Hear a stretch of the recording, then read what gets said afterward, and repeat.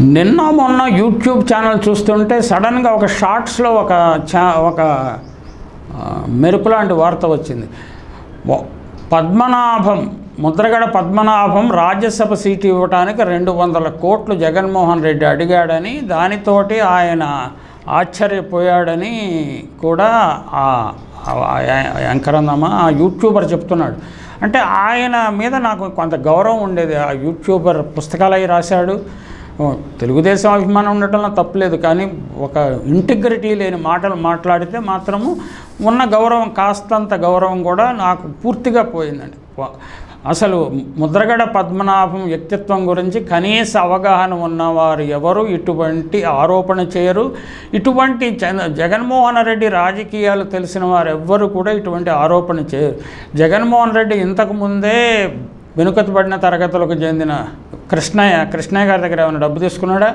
అలాగే శెట్టిబలిజ సామాజిక వర్గానికి చెందిన సుభాష్ చంద్రబోస్ దగ్గర ఏమైనా డబ్బులు తీసుకున్నారా? ఇంకొకడు మత్స్యకార నాయకుడు ఆయన దగ్గర ఏమైనా డబ్బులు తీసుకున్నాడా? రాజకీయ చరిత్రలో మొదటిసారిగా బీసీలకు రాజ్యసభ సీట్లు డబ్బులు కానీ మరో ప్రలోభం కానీ లేకుండా అవకాశం కల్పించింది జగన్మోహన్ రెడ్డి. పద్మనాభం లాంటి వరిష్ఠ నాయకుడిని, కాపు నాయకుడిని డబ్బులు అడిగాడంటే ఎవరు నమ్ముతారా బాబు?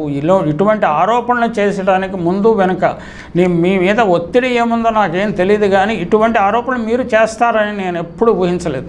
ఆ యూట్యూబర్ పేరు కూడా అనవసరం. నిజానికి ఆ యూట్యూబర్ మీద నాకు కొంచెం గౌరవం ఉండేది. ఆయన విషయాలు చక్కగా చెప్తాడు. ఒక టీడీపీ అనుకూల స్లాంట్ ఉంటుంది. అందరికీ కొన్ని ఇష్టాలు ఉంటాయి, దానికి ఎవరికి అభ్యంతరం లేదు.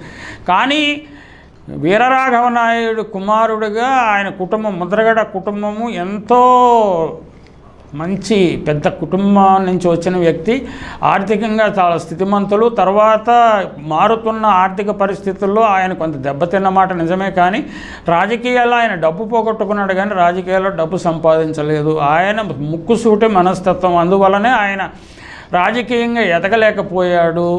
పచ్చ మీడియా, పచ్చ పార్టీ రాజకీయాలలో ఆయన ఇమడలేకపోయాడు. కాబట్టి ఆయనను బదనాం చేయటం అంటే కాపులకు ఆయన మీద వైముఖ్యాన్ని కల్పించే వార్తలను ప్రచారం చేయటానికి పేరుతోటి ఆయన 200 కోట్లు జగన్మోహన్ రెడ్డి అడిగాడా?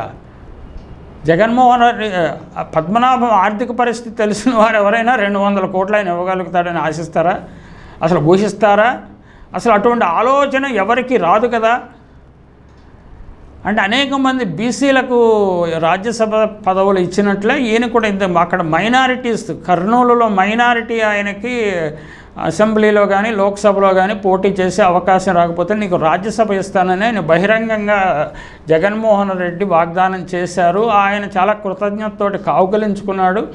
ఇక్కడ జగన్మోహన్ రెడ్డి ముద్రగడ పద్మనాభం మధ్య కూడా అటువంటి ఒక భావోద్వేగ పరిస్థితి మనకు కనిపించింది. ఇది ప్రజల్లోకి, కాపు సామాజిక వర్గంలోకి వెళితే తమ రాజకీయ ప్రయోజనాలు దెబ్బతింటాయని టీడీపీ నాయకులు, జనసేన నాయకులు ప్లస్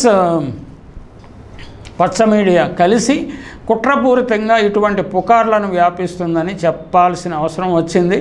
అందుకోసము ఒక విశ్వసనీయత ఉన్న జర్నలిస్టులు తమ కెరీర్ను బలిపెట్టాల్సిన అవసరం ఉన్నదా ఏమో.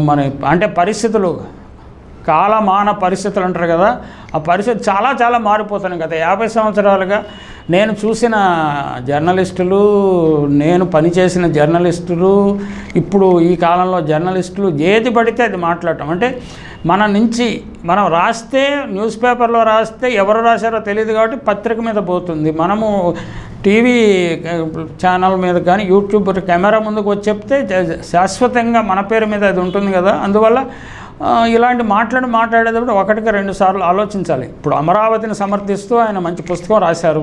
నేను అమరావతిలో రాజధానిని పూర్తిగా వ్యతిరేకిస్తాను, అయినా ఆయన్ని గౌరవిస్తాను. కానీ ఈ విషయంలో మాత్రం నాకున్న గౌరవం పూర్తిగా పోయిందని చెప్పడానికి నాకు బాధగా ఉంది. ఆయన కూడా చాలా సీనియర్ పాత్రికేయుడు, అల్లాటప్ప పాత్రికేయుడు కాదు. ఇటువంటి అంటే ప్రశాంత్ కిషోర్ తన కెరీర్ని ఫణంగా పెట్టి చంద్రబాబు నెగ్గుతాడు, లేకపోతే వైసీపీ ఎన్నికల్లో నెగ్గదు, ఇలా అని నేరుగా చెప్పడానికి ఫీజు తీసుకున్నాడని చెప్తున్నారు. అంటే ఆయనకున్న క్రెడిబిలిటీని దుర్వినియోగం చేయటం అంటే ఏంటో, అంటే చంద్రబాబు అనే ఒక రాజకీయ కపటి శకుని అందరినీ కలుషితం, రాష్ట్రంలో రాజకీయ వాతావరణాన్ని కలుషితం చేశాడు.